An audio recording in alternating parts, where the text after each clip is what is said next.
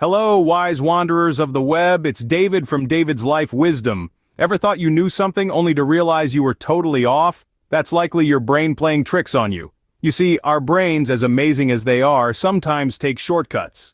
It's like they're on a cross-country road trip and instead of sticking to the main highway, they decide to take a detour through some questionable back roads. These shortcuts are what we call cognitive biases. Imagine having a friend who is incredibly persuasive but gives you terrible advice. You know the kind, always confident, always convincing, and always, well, wrong. That's what cognitive biases are like. They're the brain's way of making quick decisions, but sometimes they can lead us astray.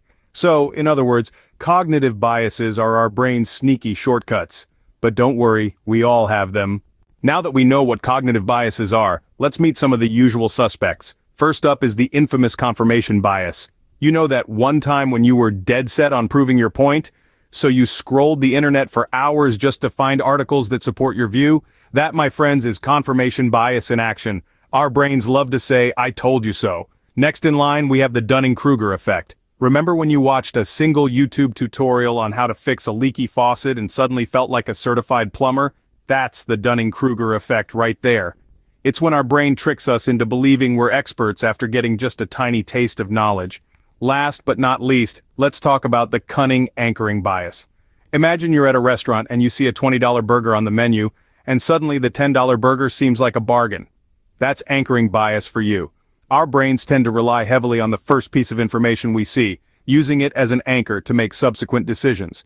And remember the time I passionately argued about a fact for an hour, only to realize later I had it completely backward? Well, turns out my brain was playing tricks on me too. So don't feel bad, we all fall for these biases. And there you have it. 3 common biases that our brains love to fall for. Remember my story next time you're debating a fact you're not quite sure about? Knowing about these biases is half the battle. But how do we stop our brains from tricking us? Well, folks, it's not as hard as you might think. The first step is awareness. Recognizing these biases exist and that they can influence our thinking is key. Next, it's all about questioning our first instincts. Like when you're about to hit the snooze button for the 3rd time, but something inside you says, maybe I should actually get up. That's the spirit we need. And let's not forget about double-checking information. Just because your brain tells you a fact doesn't mean it's accurate. It's like when you're baking and your brain says, I'm sure it's a teaspoon of salt, not a tablespoon. Don't trust it.